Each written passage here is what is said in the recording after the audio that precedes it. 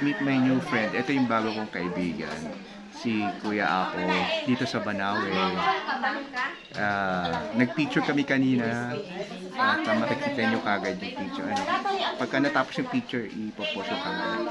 Isa sa magagaling, matatalino kong friend dito sa Banawe.